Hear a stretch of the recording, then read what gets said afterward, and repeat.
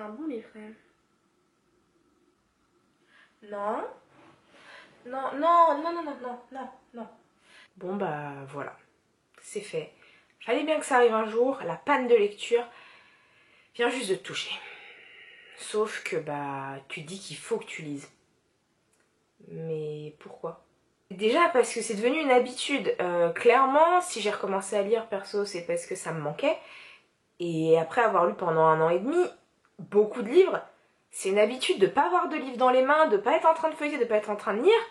C'est bizarre. C'est très bizarre. Deuxièmement, tu te dis qu'il faut forcément que tu lises parce que bah t'as une chaîne Booktube, meuf. Et tu vas parler de quoi si tu lis pas de livres?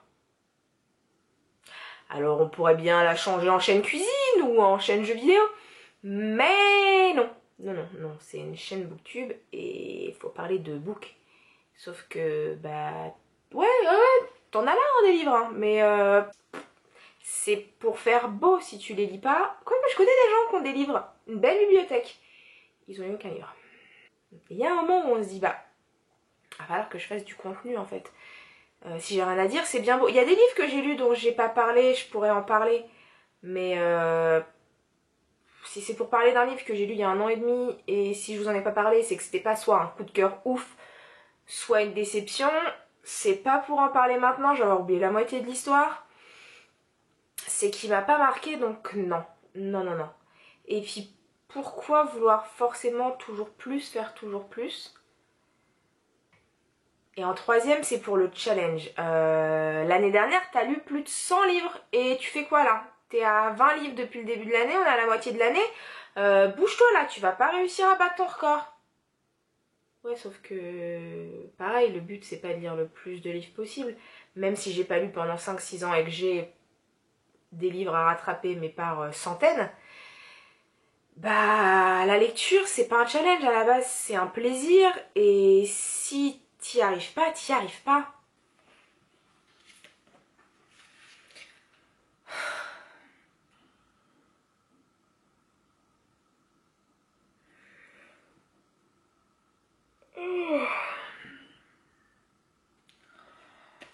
J'y arrive pas, putain.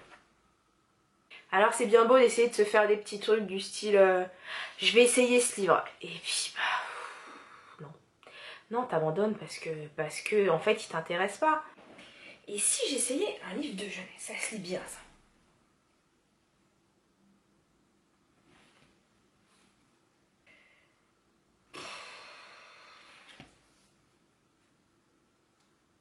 Ouais, super. Il reste encore combien de pages? Il y a aussi la partie je vais lire un livre de jeunesse, ça va aller. Ça se lit vite, c'est facile à lire, ça compte pas. Ouais, bah quand même un livre de jeunesse qui fait 5 pages, t'arrives pas à le lire, c'est que la panne de lecture, elle t'a bien défoncé, quoi. Il me saoule ce livre, j'aime pas. Bon allez, il reste combien de pages? 77. Il reste encore 150 pages. Allez, tu peux le faire. T'as aussi le cas où le livre te plaît pas. J'en avais parlé pour la bibliothèque des cœurs cabossés où rien que d'y penser, non ça fait pas rêver, c'est pas comme Disney. Ah ouais non c'était relou. J'essaye de pas abandonner, mais il y a un moment où voilà, si tu veux lire des livres et que ce soit un plaisir, bah le livre il te plaît pas, t'as réussi, allez on va se dire je vais lire la moitié, t'as lu la moitié, t'es toujours pas rentré dedans, c'est mort. Personnellement, il me faut à peu près un tiers du livre pour être à fond dedans. Les livres où je suis à fond avant un tiers, c'est qu'ils vont être ouf, ils vont être parfaits pour moi. Les livres où à la moitié, bah, je suis pas rentrée dedans, next. Tout le monde en parle, en plus le dernier il vient de sortir. L'histoire elle me tente pas du tout. Mais bon, faut bien avoir des sujets de conversation pour parler avec les gens, donc c'est parti. T'as aussi l'histoire du je dois lire ce livre. C'est obligé, genre on va dire, allez, Aristote et Dante, le labyrinthe, Phobos, Miss Peregrine qui est encore partie en vacances chez des collègues, hein, parce que bah je le prête à tout le monde, voilà. les livres qu'il faut absolument lire parce que tout le monde en parle. Si t'intéresses pas, les lis pas, clairement. Enfin, je sais qu'il y a beaucoup de livres genre de science-fiction que bah non, c'est pas trop mon délire, même si j'en ai quelques-uns. Je vais pas me mettre à les lire parce que tout le monde le lit et parce que bah il faut avoir lu ce livre pour pouvoir en parler. Non, c'est pas pour ça que ça va donner un sujet de conversation avec les autres. Pour moi, justement, les personnes m'en parlent, je vois si ça me plaît ou pas. Je peux leur parler de livres qu'ils auraient jamais eu l'idée de lire. Et c'est ça aussi qui fait l'échange, c'est ça aussi qui fait bah, qu'on s'apprend des choses. C'est qu'on a des goûts super différents. Vous imaginez des personnes qui parlent que de choses qu'ils ont en commun?